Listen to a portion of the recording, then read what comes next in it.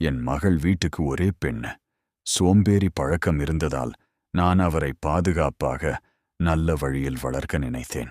பல நாட்கள் தேடிக்கொண்ட பிறகு என் மகளுக்கு சிறந்த மருமகன் கிடைத்தார். அவர் அமைதியாகவும் நல்ல பணியாளராகவும் இருந்தார். கல்யாணம் முடிந்ததும் நான் எதிர்பார்த்தது போல சுமங்கலி வீட்டு தொலைபேசியில் உதவி செய்ய ஆரம்பிக்கவில்லை. அவருக்கு வேலை செய்ய பழக்கமில்லை. இது என் மகளின் முதல் திருமணம். ஆனாலும் அவளுக்கு வேலை செய்ய பழக்கமில்லாததால் என் மருமகன் அமைதியாக இருந்தார். ஆனால் ஒரு நாள் கோபம் வரும் என்பது நிச்சயம். நான் சில நாட்கள் என் மகளோடு தங்கி அவருடைய சோம்பேறித்தனத்தை பார்த்தேன். என் மருமகன் தைரியமாக இருந்தாலும் ஒரு நாள் சவால் வரும் என தெரிந்தது. நான் சுமங்கலிக்கு வீட்டு வேலைகளை கற்றுக் கொடுக்க ஆரம்பித்தேன். அவள் மெதுவாக கற்றுக்கொண்டாள்.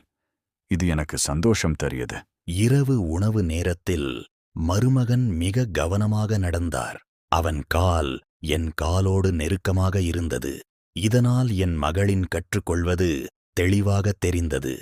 ஒரு நாள் நான் மருமகன் கள்ள காதலை கண்டுபிடித்தேன். அவன் என் மகளுக்கு பொய் சொல்கிறான். நான் உடனே போலீசுக்கு அறிவித்தேன். மருமகன் மற்றும் அவளுடைய காதலி கைது செய்யப்பட்டனர்.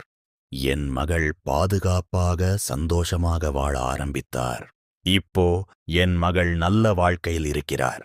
அவருக்காக நான் எதையும் செய்யத் தயார். இந்த கதையிலிருந்து நாம் அறிய வேண்டியது, நல்ல வாழ்க்கைக்காக எப்போதும் கவனம், பாதுகாப்பு அவசியம். இந்த கதையை நீங்கள் எப்படி கண்டீர்கள் என்பதை கீழே கமெண்ட் செய்யுங்கள். இது போன்ற கதைகள் பிடித்தால் நமது சேனலை சப்ஸ்கிரைப் செய்யவும். அடுத்த வீடியோவில் மீண்டும் சந்திப்போம். நன்றி.